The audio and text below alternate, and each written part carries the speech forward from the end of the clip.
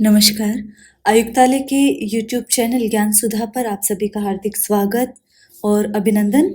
ज्ञान सुधा एक उपक्रम है आयुक्तालय कॉलेज शिक्षा राजस्थान का, जिसमें प्रतिभागियों के लिए प्रतियोगी परीक्षाओं हेतु महत्वपूर्ण सामग्री उपलब्ध करवाने का किया जा रहा है। इसी क्रम में हम बात कर रहे हैं हिंदी भाषा, साहित्य और काव्यशास्त्र के विविध पक्षों की, और उसी कड़ी में हम अध्ययन कर रहे हैं बिहारी का।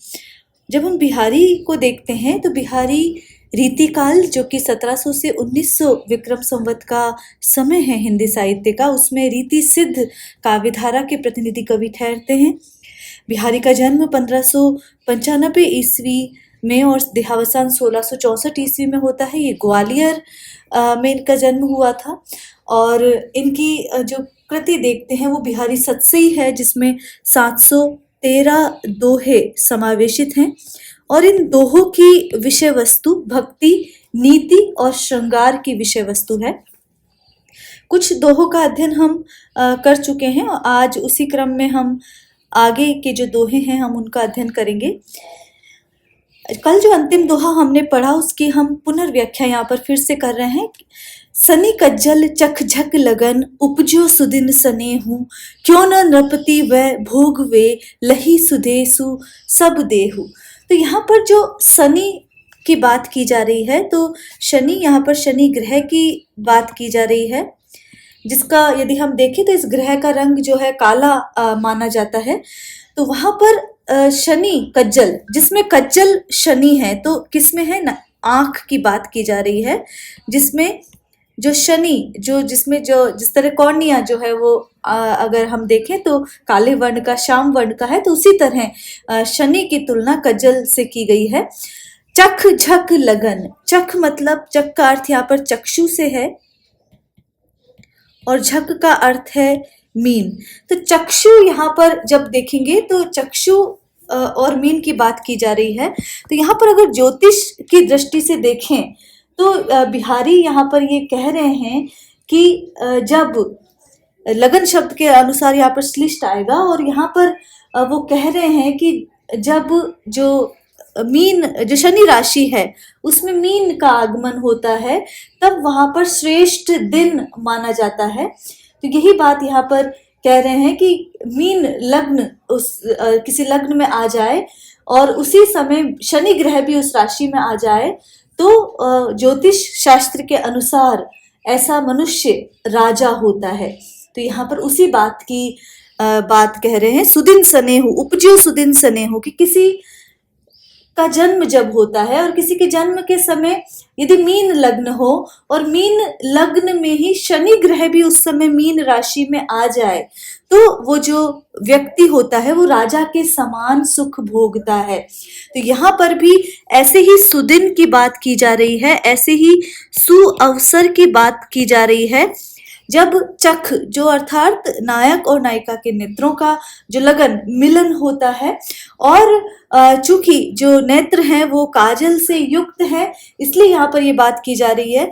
और फिर वो जो सुदिन, सुअवसर जब आता है, जब दोनों का जो प्रथम जो एक दूसरे को देखते हैं वो, तो वहां पर क्यों न नृपति वह भोग वे, लही सुदेसु सब देहु। तो फिर वो व्यक्ति क्यों नहीं, नायक जो है जिसके हृदय में स्नेह उत्पन्न हुआ है, वो क्यों नहीं राजा के समान उसके सर्वांग पर, सबुदेहु, उसके सर्वांग पर अधिकार जमा लेता है, अर्थात उसके स्नेह का जो आधिपत्य वो वहां पर उसका स्वीकार कर लेता है। तो यहाँ पर नायिका के हृदय में जो रुचि उपजाने की बात यहाँ पर दूती जो कह रही है उसका संदर्भ है। लगन शब्द में देखें तो यहाँ श्लिष्ट है, लगन मतलब नेत्रों का मिलना भी है, और लगन किसी राशि में जो दूसरी राशि का क्रांति व्रत आना, परिक्रमा पथ आना, उसको भी लगन यहाँ पर कहा गया है। तो यहाँ पर श्लेष अलंकार और जो अंत्यानुप्रास अलंकार का प्रयोग किया गया है। अगला जो दोहा है उसमें जो बात की गई है वो सालती है नटसाल सी, क्यों हूँ निकसती नाही, मनमथ नेजा नोक सी, खूबी खूबी जिए माए। तो सालती का अर्थ है जो चुभ कर पीड़ा देती है। नटसाल सी, नटसाल कहते हैं किसी तीव्र नोक वाली वस्तु को, जैसे बर्छी हुआ या जो बाण होते हैं उसे नटसाल कहा गया है। क्यों हूं निकसती नाही, और क्यों वो नहीं निकलती है। मनमथ नेजा नोक सी, देखिए मनमथ का अर्थ यहाँ पर है कामदेव। मेजा मतलब, मेजा का तात्पर्य यहाँ भाला है, और नोक मतलब उसकी जो नुकीला भाग है। तो कामदेव के भाले की नोक जैसी खूबी खूबी जिय माए। तो खूबी यहाँ यमक अलंकार है। खूबी का अर्थ, एक अर्थ है कान में पहने जाने वाला आभूषण,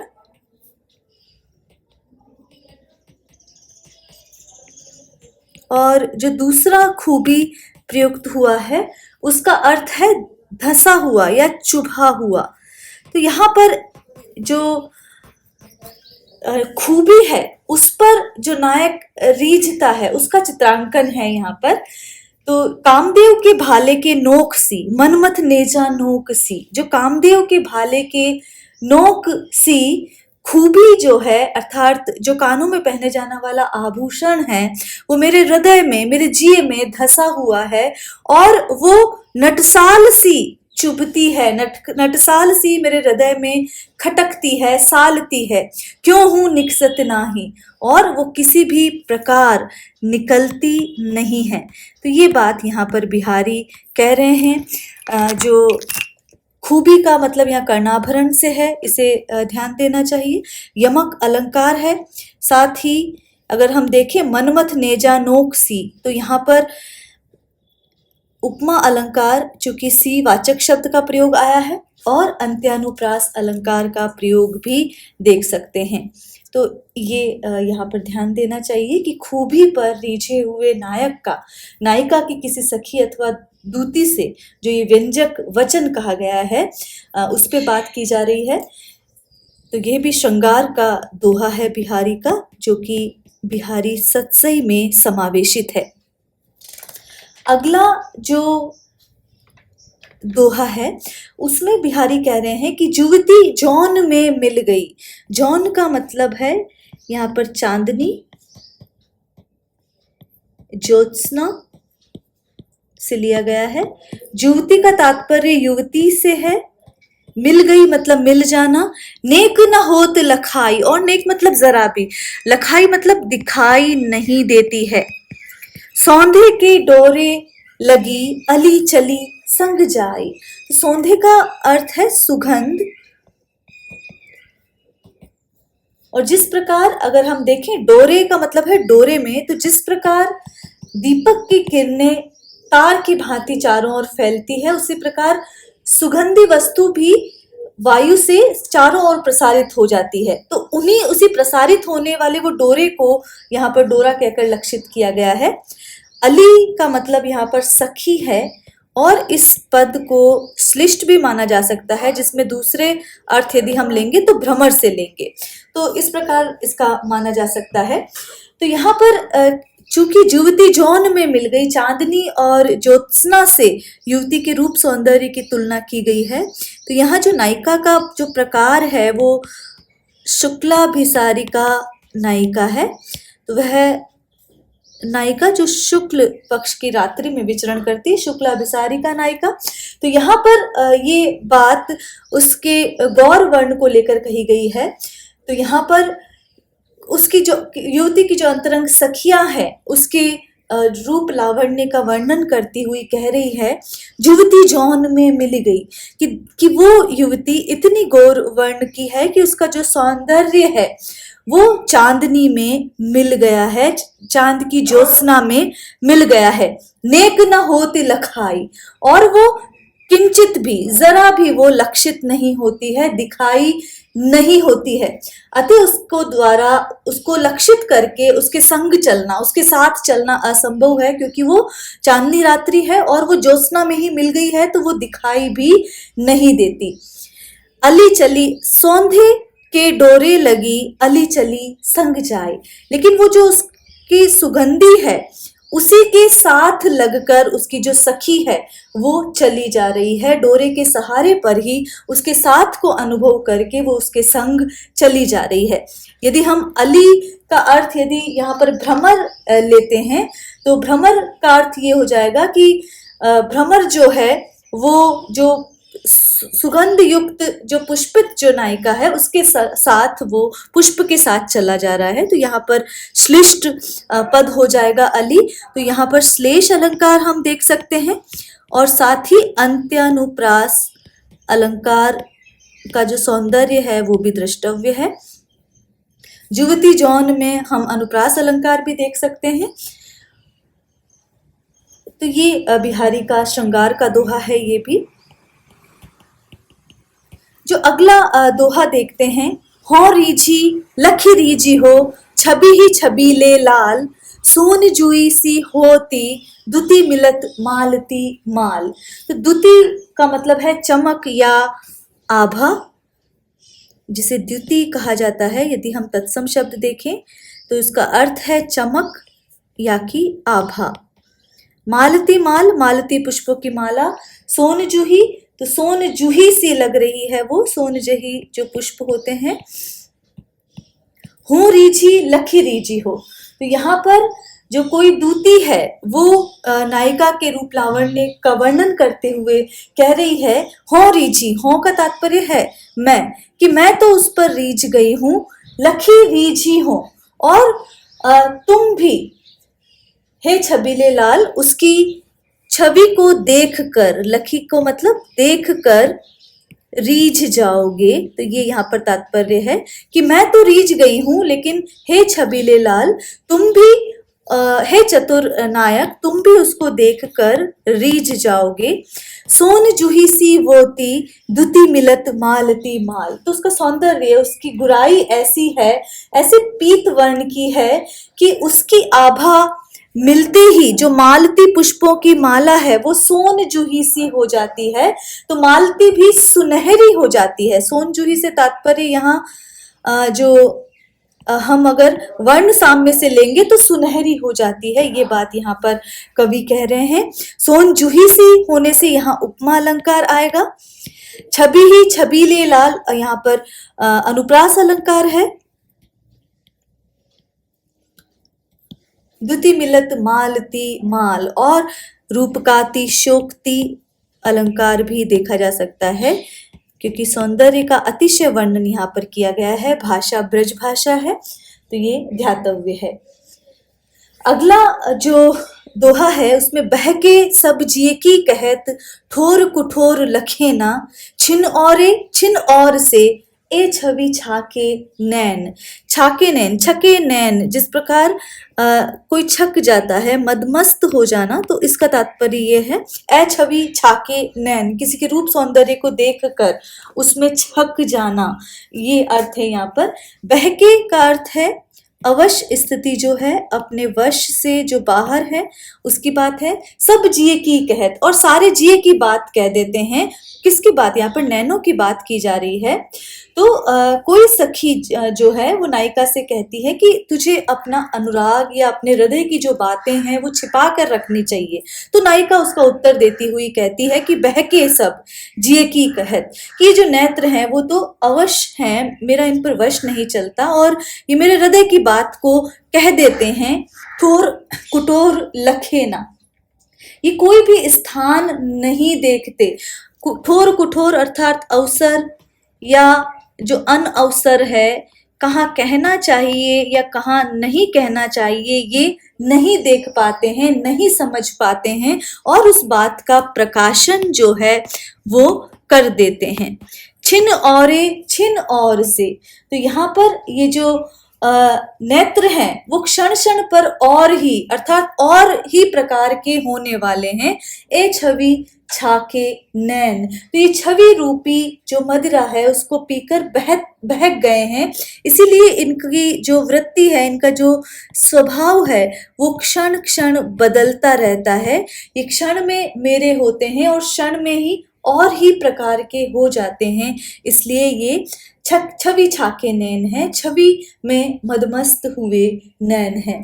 तो यहाँ पर ये बात प्रसिद्ध है कि किसी भी मद का पान करने पर मनुष्य अपने हृदय की सभी बातें कह देता है और इसीलिए उसकी हृदय की बात को जानने के लिए मद का सेवन भी किया जाता है। इस का प्रयोग यहाँ पर बिहारी ने भी किया है और उसी का अर्थ प्रकट करते हुए यहाँ पर इस श्रृंगार का दोहा कहा है।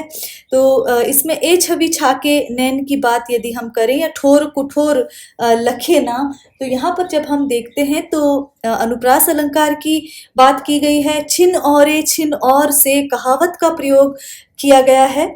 तो इन बातों का जो प्रयोग है और अंत्यानुप्रास अलंकार का प्रयोग यहाँ पर बिहारी ने किया है। फिरी फिरी चितु उतही रहतु, टूटी लाज की नाव, अंग अंग छवि झौर में भयो भौर की नाव। यहाँ एक शब्द छूट गया है, भयो भोर की नाव। तो यहाँ पर जो लाव का अर्थ यहाँ पर रस्सी से है या जो नाव बांधने की जो लहासी होती है उसे लाव कहा गया है। लाज की लाव यदि कहें तो लज्जाकृत जो रस्सी है, लज्जा की जो डोर है, उसकी बात यहाँ पर की जा रही है। लाज की लाव। छवि का अर्थ है यहाँ पर छवि रूपी जो नद है, छवि रूपी जो सरोवर है। झोर का अर्थ झूमर या गोलाकार वर्तुल आकृति के भंवर से यहाँ पर अधिक लिया गया है। तो यहाँ पर यदि हम देखें तो वो नायिका जो है अपनी सखी से अपनी स्नेह दशा का वर्णन करती हुई यहाँ पर कह रही है कि अंग अंग छवि झौर में। पहले इसका अन्वय करें कि जो नायक के जो व्यक्तित्व की छवि के झौर में, झूमर में, भंवर में फंसकर मेरा जो चित्त है भयो भौर की नाव, जो भंवर में जिस प्रकार नाव पड़ जाती है उसी प्रकार मेरा मन जो है भंवर की नाव के समान हो गया है। फिर चितऊ उतही रहत, इसीलिए मेरा जो मन है वो बार बार उसी की ओर रहता है, किसी और नहीं जाता है। और इस प्रकार टूटी लाज की लाव, इस प्रकार इस मन को जो संयमित करने वाली जो लज्जा की रस्सी है, लज्जा की लहासी है, वो भी मुझे टूटी हुई सी प्रतीत होती है। तो यहाँ पर रूपक अलंकार का सौंदर्य है, साथ ही अंत्यानुप्रास अलंकार का सौंदर्य यहाँ पर द्रष्टव्य है। श्रृंगार का ये दोहा है और यहाँ पर पुनरुक्ति प्रकाश अलंकार भी देखा जा सकता है। फिरी फिरी में और अंग अंग में ये हम देख सकते हैं। छवि रूपी जो नद है इसलिए यहाँ पर रूपक अलंकार है। तो इन अलंकारों का प्रयोग कवि ने किया है। चितु रहतु में यदि हम देखेंगे तो अनुप्रास अलंकार यहाँ पर देखा जा सकता है। अगला जो दोहा है उसमें ये यदि हम दोहा देखें तो भक्ति परक दोहा है, जिसमें बिहारी कह रहे हैं नीकी दई अनाकनी। अनाकनी का अर्थ है अनसुनी कर देना। फीकी परी गुहारी, और मेरी जो गुहार है, मेरी जो पुकार है वो फीकी पड़ गई है, अर्थात प्रभावी नहीं रही है। जैसे कहा जा सकता है प्रभाव रहित हो गई है। नीकी दई अनाकनी, कि आपने जो मेरी जो अनाकनी है, मेरी जो गुहार है उसको अनसुनी कर दिया है, कि आपने अच्छा ही किया। नीकी का अर्थ यूं तो श्रेष्ठ होता है कि नीकी दई अनाकनी फीकी परी गुहारी, तज्यो मनो तारन बिरदु बारक वारनु तारी। तो यहाँ जो वारनु का अर्थ हाथी से लिया गया है, बारक का अर्थ एक बार से लिया गया है। तज्यो मनो तारन बिरदु, जो तारने वाला, तारन मतलब तारने, बिरदु का मतलब वाला विख्यात व्यक्ति, जो विख्यात हो गया है, उसने अपना जो भाव है वो त्याग दिया है। तो नीकी दई, कोई भक्त कह रहा है कि हे नाथ, आपने तो अच्छी अनाकनी कर दी, मेरी अच्छी अनसुनी कर दी, कि मेरी जो पुकार है फीकी परी गुहारी, कि मेरी जो पुकार है वो भी फीकी पड़ गई है, वो भी प्रभाव रहित हो गई है। तजो मनो तारन बिरदु बारक वारनु तारी, ऐसा प्रतीत हो रहा है कि मानो आपने एक बार उस हाथी को तार कर एक बार ही अपना जो तारण कहलाने वाली जो ख्याति है उसको त्याग दिया है, उसको छोड़ दिया है, कि आपको जो तारण विरुद्ध जो कहा गया है आपने उसे छोड़ दिया है। तो ये बात यहाँ पर बिहारी भक्त के माध्यम से कहलाना चाह रहे हैं कि जो ईश्वर है उसने जो अपना तारने वाला जो व्यवहार है वो छोड़ दिया है और वो भक्त की जो गुहार है उसको यहाँ पर नहीं सुन रहे हैं। तो तजो मनो तारण बिंदु में उत्प्रेक्षा अलंकार है, तारण बिंदु में रूपक अलंकार है और अंत्यानुप्रास अलंकार यहाँ पर देखा जा सकता है। अगला जो दोहा है उसमें जो बिहारी कह रहे हैं, चित ही ललचोहे चखनु डटी घूंघट पट माह, छल सो चली छुबाई के छिनकू छबीली छाह, छिनकू छबीली छाह। यहाँ पर ये पूरे ही पद में जब हम देखते हैं तो अनुप्रास अलंकार 6 वर्ण की आवृत्ति के कारण यहाँ पर देख सकते हैं। चितई जब हम देखते हैं तो यहाँ पर जो चित्त की बात, मन से बात यहाँ पर की जा रही है कि चितई ललचोहे चखनु डटी घूंघट पट माह, कि घूंघट के पट में पहले तो डट कर उसने मुझे देखा, स्थिरता पूर्वक देखा। चित्त ही ललचोहे, जो नेत्र हैं चखनु, उनसे मुझे पहले तो अपने ललचाते हुए, ललचोहे का अर्थ है ललचाते हुए, चखनु का अर्थ है नेत्र। तो पहले तो घूंघट के पट से उसने मुझे ललचाते हुए नेत्रों से देखा। छल सो छली छुआई के छिनकू छबीली छाह, और फिर उसने मुझे किसी ब्याज से, किसी बहाने से उस छबीली ने, उस चतुर नायिका ने जो अपनी छाया से, छाया क्षण मात्र को मुझे छुआ कर वो चली गई। छल से, किसी ब्याज से, किसी बहाने से वो अपनी छाया जो है वो मुझे छुआ कर चली गई। तो यहाँ पर जो बिहारी रत्नाकर में वर्णित है कि छाया पृथ्वी पर पड़ती है और छुआई शब्द से छाया के अंतिम भाग मात्र का स्पर्श का वर्णन है, या कि जो नायिका का अपने सिर की छाया से नायक के पांव को स्पर्श करने का भाव यहाँ पर व्यंजित हो रहा है। तो यहाँ पर यदि हम देखें, घूंघट रूपी पट की बात यहाँ पर की गई है, रूपक अलंकार है, और अनुप्रास अलंकार की जो छटा है वो दृष्टव्य है, श्रृंगार का ये है, दोहा है। अगला जो यहाँ पर यदि हम देखें तो जोग जुबती सीखे सबे मनो महामणि मैन, चाहत पिए अद्वैतता काननु सेवत नैन। नैन मैन अंत्यानुप्रास अलंकार है। जोग जुगति की बात यदि कहा जाए तो योग रूपी जो युक्ति है उसकी बात यहाँ पर की जा रही है। इन दोनों में भी यहाँ पर रूपक अलंकार भी है और अनुप्रास अलंकार की छवि भी यहाँ पर देखी जा रही है। साथ ही जो जोग शब्द है वो श्लिष्ट है और इसके दो अर्थ है कि एक तो योग का तात्पर्य चित्त वृत्तियों के निरोध से जीवात्मा का परमात्मा में लीन होना, और दूसरा जो योग है, जो मिलन की बात यहाँ पर है, उससे अर्थ निकल रहा है। तो ये श्लिष्ट पद है। जोग जुगति सिखे सबे मनो महामुनि मैन, यहाँ पर ये बात की जा रही है। तो योग क्रिया करने का विधान यहाँ पर निकलता है।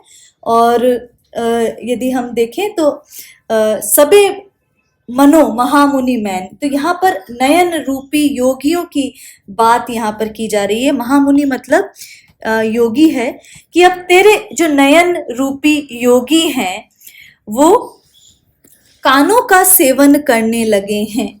तो श्रवण रूपी वन, काननु सेवत, तो श्रवण रूपी वन की बात यहाँ पर की जा रही है।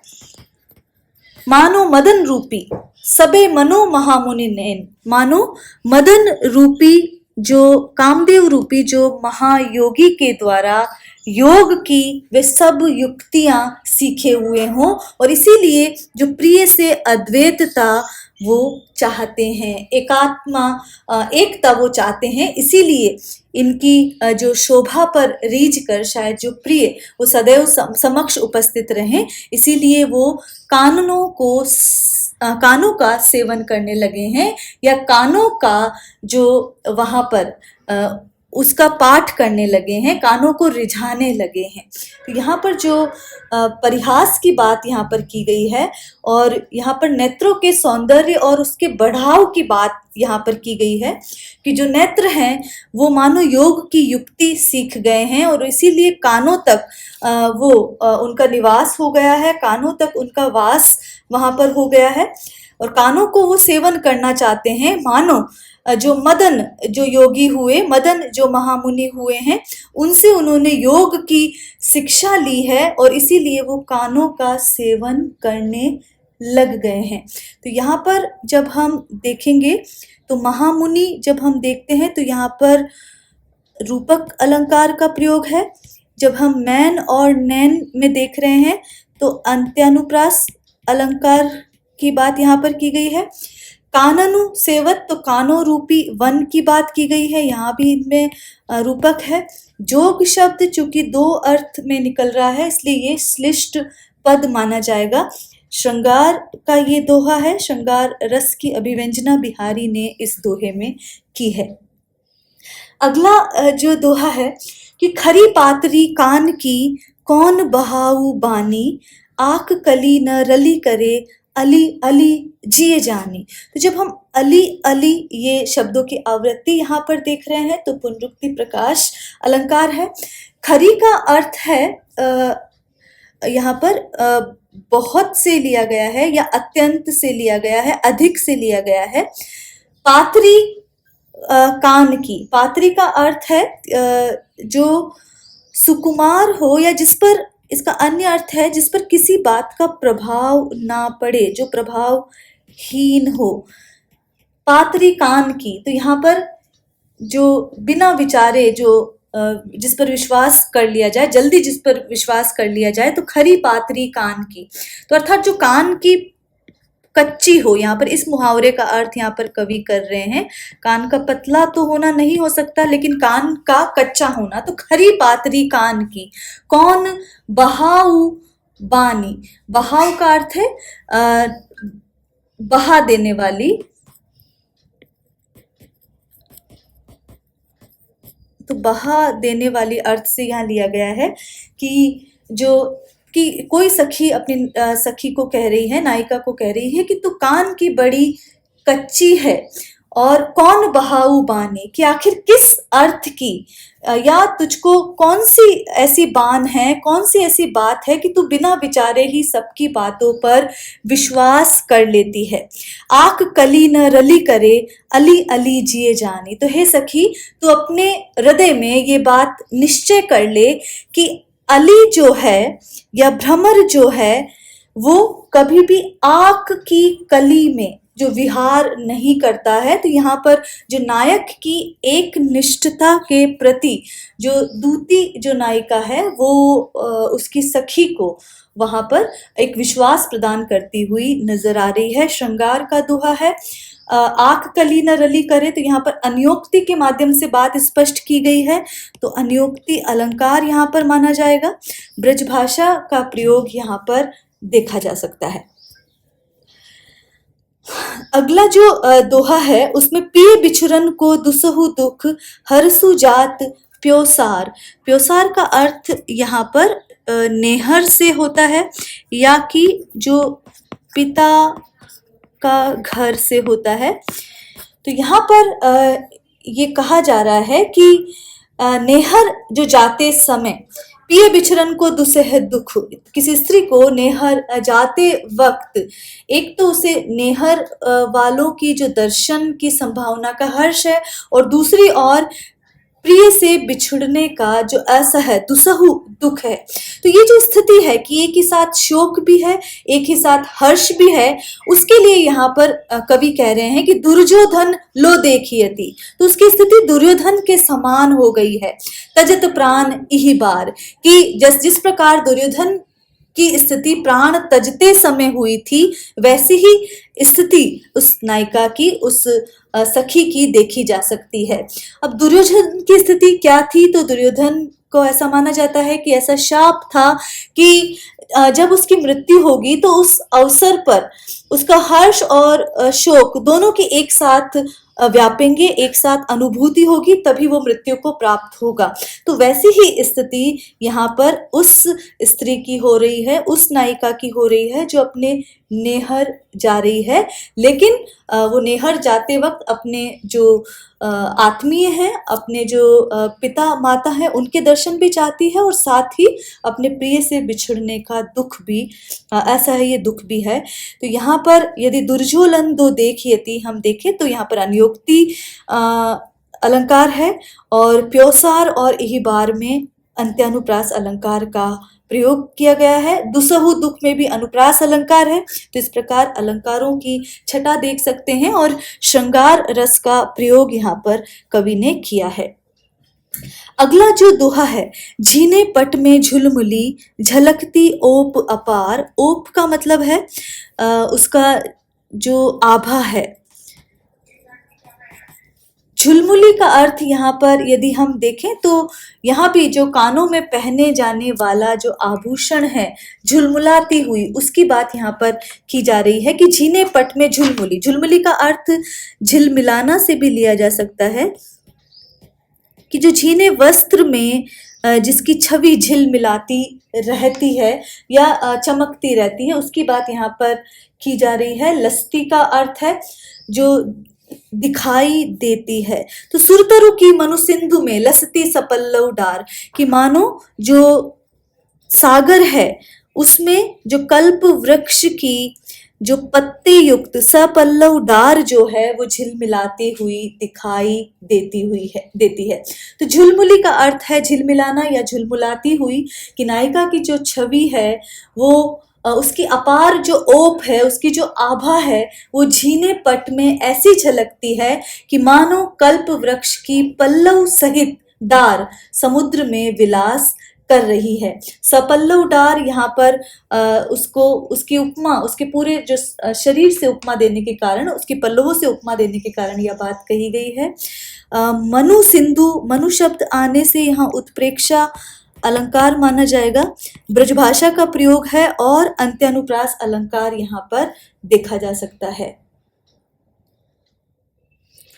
तो आज हम बिहारी के इतने ही दोहों का अध्ययन करेंगे, आगे जारी रखेंगे। आज के लिए इतना ही। नमस्कार।